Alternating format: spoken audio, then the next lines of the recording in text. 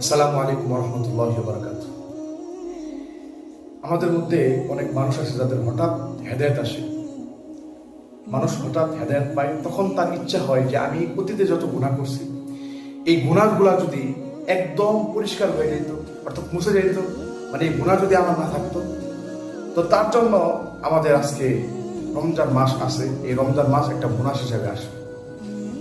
সহিহ বুখারীর 1901 নম্বর হাদিস। এই হাদিস বর্ণনাকারী আবু হুরায়রা রাদিয়াল্লাহু তাআলা তিনি বলেন, ক্বালা রাসূলুল্লাহ সাল্লাল্লাহু আলাইহি ওয়াসাল্লাম, মান সামা রমাদানা ঈমানান ওয়া ইহতিসাবান গুফিরা লাহু মা তাকদ্দামা মিন যামবিহি। আবু হুরায়রা রাদিয়াল্লাহু তাআলা বলেন, রাসূল সাল্লাল্লাহু আলাইহি ওয়াসাল্লাম বলেছেন, কোন ব্যক্তি যদি ঈমানের সাথে সওয়াবের আশায় রমজানের সিয়াম আদায় করে, রমজানের রোজা রাখে, তাহলে তার অতীতের যত গুনাহ আছে এই গুনাহগুলো মাফ করে দেওয়া হবে। সুবহানাল্লাহ।